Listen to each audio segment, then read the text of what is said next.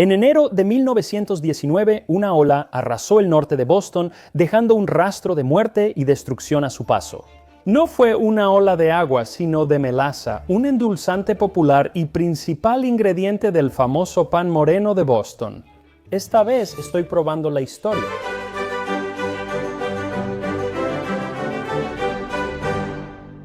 Así que al decidirme por una receta para hoy, sabía que me estaba metiendo en aguas turbulentas o en melaza turbulenta, por así decirlo. Porque todo bostoniano piensa que su versión de pan moreno es la versión de pan moreno. Y parece que esto no es un fenómeno nuevo. Al revisar 130 años de libros de cocina de Boston, parece que cada autor se burlaba de la versión de pan moreno de otros. Aunque todas son increíblemente similares, pero pensé que lo más seguro sería consultar a la más malvada. La icónica colección de recetas de Boston, el libro de cocina de la Escuela de Cocina de Boston de Fanny Farmer de 1896, cuya receta para pan moreno pide una taza o 120 gramos de harina de centeno, una taza o 140 gramos de harina Graham. La harina Graham es harina de trigo molida gruesa. Recibe su nombre de Sylvester Graham, presente en la galleta Graham. Actualmente es difícil hallar harina Graham. La puedes conseguir en línea, pero si no la encuentras, puedes usar harina de trigo molida en piedra. No vas a notar la diferencia una vez que todo esté mezclado. Una taza o 160 gramos de harina de maíz. Ojo, no es harina de maíz común, sino harina de maíz gruesa, que es como la gente de Boston, más arenosa. 3/4 de cucharadita de bicarbonato de sodio. Y te puedo decir ahora mismo, eso es mucho menos de lo que se usa en las recetas modernas. Así que si quieres duplicarlo, si quieres algo un poco más esponjoso, adelante. Pero yo me voy a quedar con lo que ella pide. 1 cucharadita de sal, 180 gramos de melaza y 475 ml de suero de leche. La señorita Fanny Farmer prefería su pan integral simple, pero muchos le agregan nueces, pasas o grosellas. Puedes hacerlo también. Y eso es lo que yo, Max Miller, haría si no estuviera siguiendo su receta. Mencioné mi nombre, Max Miller, porque muchos que ven este programa no lo saben. A menudo me llaman Matt, Mark y Marcus, lo cual está muy lejos, y hoy incluso me llamaron Max Kellerman, que bueno, pero es Max Miller. Ahora, hablemos del pan integral de Fanny Farmer. Ella dice: mezcla y cierne los secos, añade melaza y leche y revuelve bien. Vierte la mezcla en un molde engrasado y cocina al vapor 3 horas y media. La tapa debe estar engrasada antes de colocarla sobre el molde y luego atada con un cordón. De lo contrario, el pan al crecer podría hacer que la tapa se salga. El molde no debe llenarse más de 2/3. Los moldes para melón o cajas de polvo para hornear de 1 libra dan panes atractivos, pero un balde de manteca de 5 libras también funciona. Lo que más me intriga es esa última parte y los distintos tipos de moldes que menciona. Ella habla sobre un molde para melón que era muy popular en su época y era un molde grande, bueno, con la forma de un melón, usualmente un melón almizclero o algo que tuviera unas estrías bajando por los lados. Luego dice que también podrías usar un balde de manteca de 5 libras, que es como una cubeta de pintura llena de grasa de cerdo.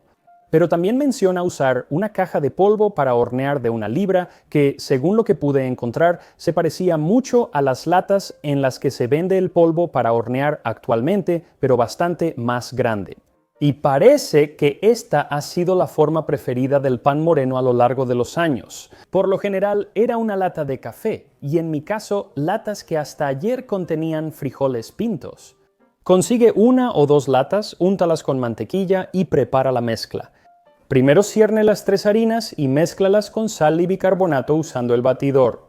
Y luego agrega la melaza y el suero de leche y mezcla todo hasta que tengas una masa.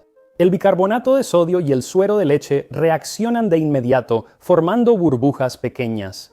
Eso hará que el pan suba un poco. Y como ella está usando aproximadamente la mitad de bicarbonato de sodio que una receta moderna, no quieres desperdiciar ninguna de esas burbujas. Burbujas, ponte a trabajar ya. Vierte la masa en la lata o latas enmantecadas.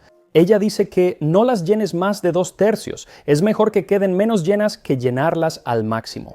Alisa la masa y coloca la tapa. Si no tienes tapa, no pasa nada. Puedes usar papel aluminio y de hecho yo voy a poner una capa extra de papel aluminio en la mía. Ata una cuerda y dobla un poco las orillas. Simplemente no quieres que entre ningún líquido dentro de la lata. Coloca la lata en una rejilla sobre agua hirviendo, tapa y cocina al vapor por 3 horas y media. Como lo divido en 2 latas, probablemente estará listo en 2 o 2 horas y media, pero lo dejaré todo el tiempo. Porque lo bueno de este pan es que realmente no puedes cocerlo al vapor de más. Algunas recetas actuales te piden agregar azúcar para satisfacer el gusto moderno por lo dulce. En 1919, la mayoría solo podía comprar melaza como endulzante, ya que el azúcar fue racionada durante la guerra.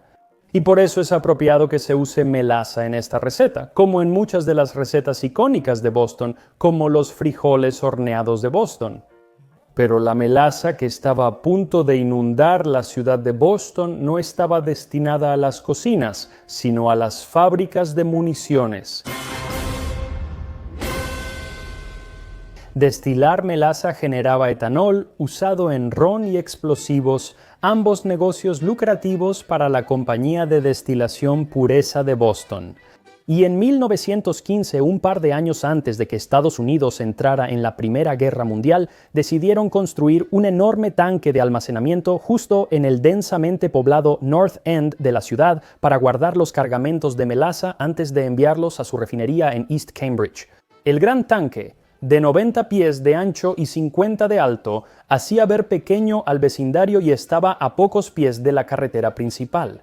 Su sombra caía sobre residentes y negocios, en su mayoría inmigrantes, cerca del muelle.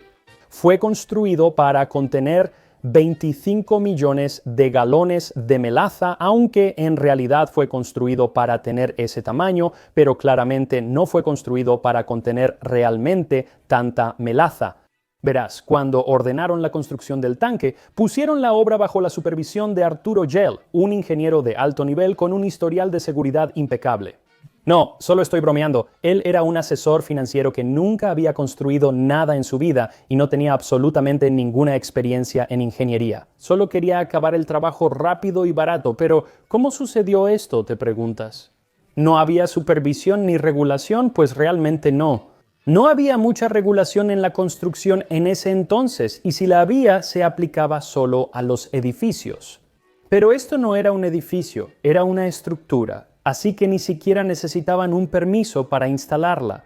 Como no esperaban inspecciones, no contrataron a un constructor competente, cuando podían simplemente conseguir a alguien que supieran que entregaría el proyecto a tiempo y por debajo del presupuesto. Y él hizo exactamente eso. Aunque incluso entonces no fue fácil porque la fecha límite para terminar el tanque era, como mi espalda baja, apretada e inflexible. Antes de terminar el tanque, la empresa ya había pedido un gran cargamento de melaza para su entrega. Pero con algunos atajos, Gell terminó ese proyecto justo cuando la melaza llegaba al puerto de Boston. Sin embargo, uno de esos atajos fue omitir pruebas de seguridad. En vez de llenarlo con 15 metros de agua para verificar fugas, solo usaron 15 centímetros y luego autorizaron el proceso. Pensaron que si no tenía fugas con 15 centímetros de agua, ¿por qué tendría fugas con 15 metros de melaza? Tiene sentido. Pero cuando descargaron 70,000 galones en el tanque, tuvo muchas fugas. La melaza empezó a salir por los lugares donde el metal estaba remachado. Tanto así que los niños solían recoger la melaza que se filtraba para llevársela a sus madres, quienes sin duda la usaban para cocinar. Pan moreno. Ahora, por muy conveniente que fuera la melaza que se filtraba para los panaderos del North End, era un poco vergonzoso para la compañía Purity Distilling. Vaciaron el tanque, contrataron a un ingeniero y comenzaron a reparar todas las fugas internas y externas. No, solo estoy bromeando. Encontraron una pintura que era exactamente del mismo color que la melaza que se estaba filtrando y pintaron todo el tanque del mismo color, para ocultar las filtraciones. Nadie lo sabrá. Lo que no podían cubrir con pintura eran los sonidos de quejidos y crujidos que hacía el tanque cada vez que se llenaba casi por completo con melaza caliente y viscosa. En enero de 1919, la melaza estaba fría porque las temperaturas habían sido cercanas a 0 por semanas. Pero el miércoles 15 de enero la temperatura en la ciudad subió bruscamente durante la noche, alcanzando unos agradables 40 grados Fahrenheit. Ahora, lo que sucedió ese día es pura teoría y, francamente, podría ser una combinación de diferentes factores. Una de ellas es que el acero a esa baja temperatura puede volverse bastante frágil, algo que el Titanic aprendió cuando estaba en aguas frías. Además de eso, recientemente se había descargado un envío de 60.000 galones de melaza, y para hacerla menos viscosa y así más fácil de mover, calentaron la melaza. Y cuando la melaza caliente entró en contacto con la melaza fría, comenzó a fermentar, lo que provocó la liberación de dióxido de carbono y el aumento de la presión en el tanque. Luego, a las 12:30 p.m. del 15 de enero de 1919, el primer remache salió disparado del costado del tanque, seguido por otro y luego otro más. Después de que los primeros 2 o 3 remaches cedieron, los demás comenzaron a ceder rápidamente, asemejándose al sonido de una ametralladora disparando en ráfaga. Luego se oyó un estruendo cuando el tanque de melaza estalló. Una ráfaga levantó a personas en la calle Comercial y las arrojó varios metros. Un camión fue levantado por la fuerza de la corriente de aire, arrojado varios metros y dejado caer al lado opuesto, convirtiéndose en una masa de restos retorcidos. Luego, una pared de melaza caliente de 15 pies de altura avanzó por las calles a 35 millas por hora, con tanta fuerza que derribó edificios de sus cimientos y provocó su colapso. El tsunami arrastró autos, caballos, personas y escombros por varias cuadras. La ola estrelló una pieza de acero de 1 tonelada contra el viaducto del tren elevado, donde, milagrosamente, un tren había pasado solo unos segundos antes de que colapsara. Hombres, mujeres y niños fueron arrastrados por la ola y se ahogaron en la melaza mientras comenzaba a espesarse en el aire frío. La melaza cubría la calle hasta la cintura, girando y burbujeando entre los escombros. Algunas personas trataban de salir a la superficie. No era posible saber si era un animal o un humano. Solo un levantamiento, un forcejeo en la masa pegajosa, mostraba dónde había vida. Los caballos morían como moscas en papel pegajoso para moscas. Mientras más luchaban, más profundo quedaban atrapados en el desastre. Los seres humanos, hombres y mujeres, sufrían de la misma manera. Al enfriarse, la melaza se espesaba y bloqueaba narices y bocas, causando que la mayoría muriera por asfixia. Llevarlos a hospitales y reconocerlos era casi imposible por sus capullos llenos de jarabe. La gente venía de todas partes para ayudar a quienes estaban atrapados en la melaza, pero a menudo terminaban quedando atrapados ellos mismos en el lodazal. Aunque muchos bomberos, enfermeras de la Cruz Roja y marineros de barcos cercanos hicieron todo lo posible por rescatar a las personas, a veces lo lograban y otras no. Vimos una gran nube de polvo marrón y tierra y un ligero ruido. Y había un brazo que salía de debajo de la llanta de un camión. Así que 2 de nosotros tomamos su brazo y jalamos y desafortunadamente le arrancamos el brazo. No me esperaba eso. En total, 21 personas murieron y 150 resultaron gravemente heridas. Y la limpieza tomó 6 largos meses. Los que limpiaban a menudo esparcían melaza por toda la ciudad, así que todo Boston terminó siendo un poco pegajoso. Al final, usaron arena y mangueras para empujar la melaza hacia el puerto de Boston, endulzando cualquier té que quedara de la fiesta del té de Boston, supongo. Pero gran parte de la melaza parecía imposible de limpiar porque, incluso décadas después del desastre, en los días calurosos, el norte de Boston todavía olía a melaza. Ahora, no pasó mucho tiempo antes de que comenzaran las acusaciones. Alcohol Industrial de Estados Unidos, que había adquirido la compañía de destilación Purity, mantuvo que el desastre fue sabotaje y no negligencia grave. Pero después de años de litigio, se determinó que, como cualquiera que vivía en la zona sabía, simplemente había sido un tanque mal construido que estaba destinado a colapsar.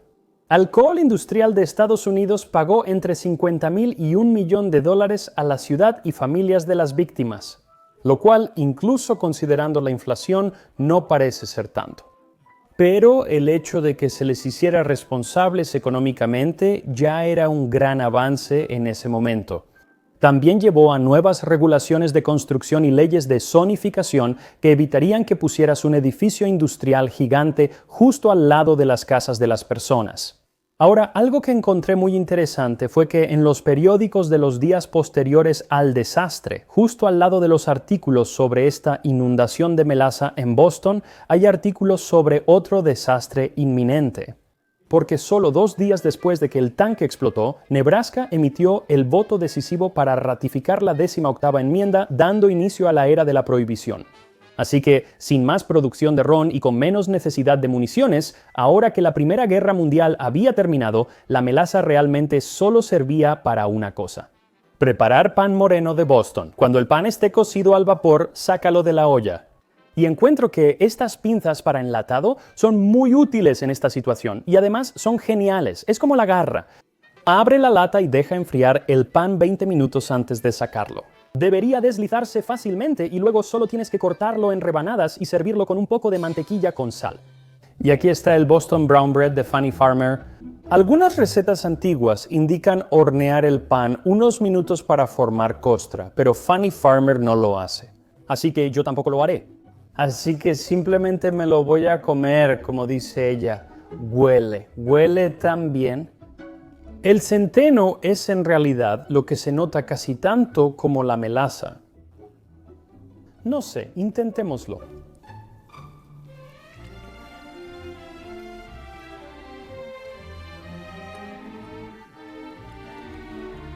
Así que puedo ver por qué la gente le agrega azúcar hoy en día, porque yo esperaba que fuera dulce. Nunca lo he probado. No es dulce. O sea, tiene como ese toque de dulzura que viene de la melaza, pero también está ese amargor de la melaza. Pero en realidad lo que estás probando es el centeno. Ese es el sabor que predomina y simplemente está suavizado por la melaza. También se percibe el sabor a pan de elote por el maíz. Además, la textura. La textura es lo que hace que esto sea tan especial. Es suave, esponjoso y húmedo, y aún así bastante denso. De nuevo, ella usa menos bicarbonato de sodio. En realidad, usaría más bicarbonato de sodio y también algo de polvo para hornear. Porque con el tiempo de cocción tan largo, el bicarbonato de sodio se va a consumir al principio, mientras que el polvo para hornear va a durar un poco más. Ahora, si por alguna razón no quieres hacer esto, aunque deberías, pero si por alguna razón no quieres, de hecho puedes comprar pan integral enlatado. Te recomiendo hacerlo como Fannie Farmer o con recetas modernas. Ambas opciones son válidas. Como mencioné, todas son muy similares. Asegúrate de seguirme en Instagram Tasting History con Max Miller y nos vemos la próxima vez en Tasting History. Voy a comer este pan porque está muy delicioso y creo que me gustará aún más con el tiempo.